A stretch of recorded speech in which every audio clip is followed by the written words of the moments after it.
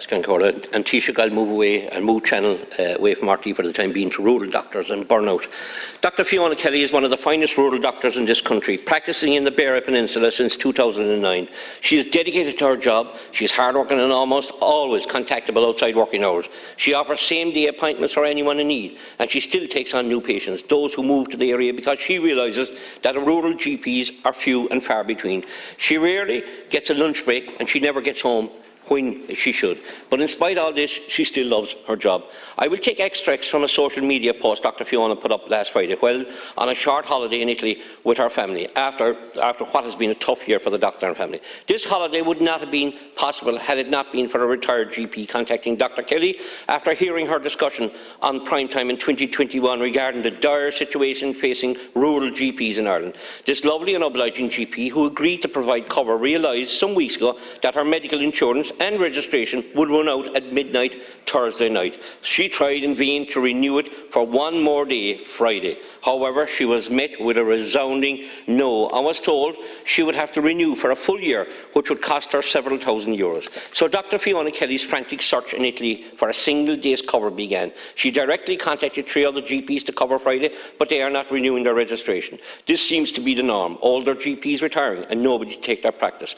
Dr. Fiona's practice manager contacted 2 locum companies and also put an advertisement on a GP forum. She also made several word-of-mouth inquiries, but alas, all their efforts were unsuccessful. So the difficult decision was taken to close the practice on Friday, Taoiseach. Dr. Kelly assures me when I went to talk to her in Castleton-Bear on Monday at her clinic that this decision was not taken lightly. She did everything in her power to secure a locum doctor for Friday, but they simply do not exist. Dr. Kelly received an email on Friday morning from the HSE primary care unit asking her to explain the closure. So here, Dr. Kelly is in Italy, receiving calls every 30 to 60 minutes from our excellent practice manager and front office team who are manning the phones, relaying Fiona's guidance to the many patients needing care in the absence of a GP. Dr. Kelly has many solutions to the GP manpower crisis that Ireland is currently experiencing. However, nobody has ever asked the opinions of someone like her who is in the thick of it. Ironically, it took just 30 minutes for a HSE official to contact Dr. Fiona regarding her closure. The same people who could do nothing for her days before. The bottom line is that general practice is on its knees, Taoiseach. The manpower situation has reached crisis level. GPs are retiring in their droves and they are not being replaced quickly enough. This situation was predicted when Dr. Fiona Kelly was a student and absolutely nothing was done about it. GPs who are still working are facing burnout and nobody cares. Dr. Fiona's experienced this at first hand on Friday. Officials are quick to pounce when things don't go smoothly and have nothing positive to say about her 14.5-year service. To say Dr. Kelly is disappointed is an understatement. No wonder newly qualified GPs are immigrating as soon as they qualify. No wonder rural areas are suffering. No wonder GPs are closing their lists to new patients. Taoiseach, what is your solution to this crisis?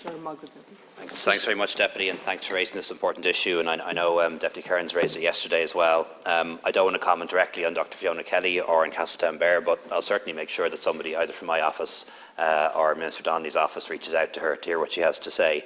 But I do know something about general practice, Deputy. I am a trained, qualified GP, worked in the public health service for 7 years, including 3 years in general practice. And my dad was a GP. I grew up over the shop. It was a traditional single-handed general practice. My mum was the practice nurse, manager, accountant, secretary. Patients came to our house, to our extension, and that's where patients were seen. And for a very long time, my dad got up every single night to do house calls. Every single night, the phone would go off at 2 or 3 a.m. and he'd go out and do house calls. And I remember even back then in the 1980s, how hard it was to get a locum to fill in, for example, for a week's holidays, or even so he could attend my communion and confirmation. It was hard back then. And the truth is, general practice has changed. GPs of my age and younger GPs aren't willing to work that way anymore, and they shouldn't. They want to work in teams where there's cross-cover and where they can be guaranteed things like holidays and breaks that they deserve. And that does make it harder, therefore, to maintain single-handed practices and whether it's in urban or rural areas, and that's a real issue that we need to be honest about and face up to. Even where locums are available, they tend to want to go into a group practice where there are 2 or 3 other doctors who know where things are, how the building works, rather than going in on their own to a single-handed practice with nobody to guide them. And that's a reality of something we have to face. It's going to be very hard to get doctors to work in single-handed situations into the future, and that's why it's important and necessary that we have the move towards primary care centres and group practices, notwithstanding the difficulties that creates where people have to travel a little bit further to see their GP, or a lot further in some cases. But some of what you said, Deputy, is misinformation. We have more GPs in Ireland than ever was the case before. Don't believe me, ask the Medical Council, independent body, not elected or controlled by the government, and they will tell you that we've more doctors registered as GPs in Ireland than ever was the case before. The HSE has more contracts with individual GPs than ever was the case before. And yes, we need them because we've got a rising population and an ageing population, and we're going to need more. That's why we've trebled the number of GPs being trained every year in order to make sure that's the case. But it's simply misinformation to say the kind of things that you've said there, which creates the impression that the number of GPs is going down. It's not, it's going up, never been higher. Thank you very much. And to be honest with you, maybe if you listen to my speech, that was extracts from Fiona Kelly's social media feed that I read out, not for myself, okay, to start with.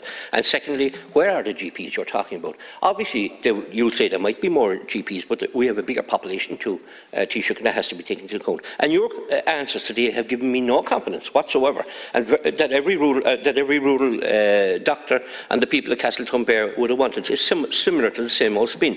I have spoken to rural doctors and they have solutions. One, to keep doctors, the GMS contract states GPs have a 24/7 commitment to their patients. Younger doctors are now willing to accept this commitment and responsibility. The contract needs to change, Taoiseach. Two, the HSE must accept some responsibility for helping to secure locum cover for sick leave, annual and maternity leave. Three, GPs should have protected time off for annual leave, sick leave and maternity leave. Otherwise, burnout is inevitable amongst existing GPs. Four, cut the red tape and make doctor applicants from outside of the EU be registered in no more than 1 month. Up to now, a process you so much endorse is a failure, as it takes 7 to 12 months to register. Five, to allow some older GPs who do not want to retire fully and who want to cover a session or two a week pay a very reduced rates of insurance registration. If this is the case, the Castletownbere Clinic would not have been forced to close last Friday. Taoiseach, this is just a few solutions to a huge crisis. Will you work with the Dr. Fiona Kellys that are out there throughout the country, or will you let them burn out and close their doors?